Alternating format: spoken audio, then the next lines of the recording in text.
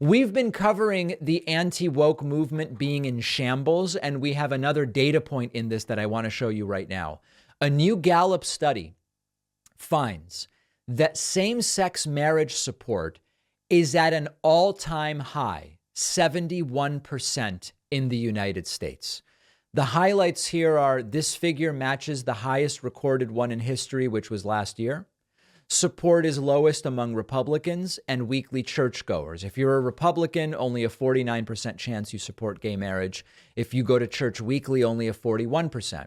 Young adults and Democrats are the groups most supportive of gay marriage. If you look at the historical chart, this goes back to 1996. You see that in 1996, there was 27% support for gay marriage. In other words, the belief that same-sex couples should be recognized under the law just like opposite-sex couples. That has climbed and climbed and climbed all the way up to 71%. 71%. If you look at different groups, you find that in terms of church attendance, the more you go to church, the less likely you are to support gay marriage. Women slightly more than men support gay marriage, but the numbers are very, very, very close. And then basically from 50 years of age and up, you're less likely to support gay marriage. The group most likely to support gay marriage is those 18 to 29. If you went to college, you're more likely to support gay marriage than if you didn't.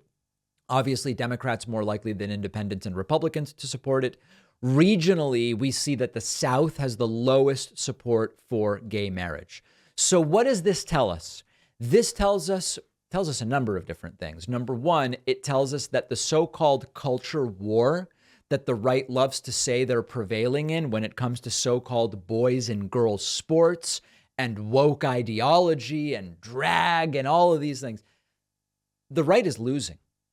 You can't find any empirical data that the right is winning. You ask about abortion. Support for abortion being legal in most situations is higher than ever during the Roe v. Wade era today. Support for gay marriage, higher than ever. You ask people, do you think we've done enough, not enough, or the right amount when it comes to making trans people feel welcome in society? The majority says we have either done the right amount or not enough. That's not the anti-woke position. I hate to break it to these folks. So that's why the right is trying to steal elections rather than win them.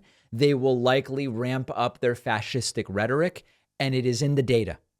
You need only look at all of this data we have to understand why for DeSantis and Nikki Haley and Pence now seems to be doing it, the anti-woke agenda is not going to win them the presidency, that's for sure. They need to first figure out how to defeat Donald Trump. I am very interested to see, more as a curiosity than anything else, whether Chris Christie, once he enters the race, runs on anti-woke. My instinct is that he will not, but remains to be seen, and we're going to watch it very closely.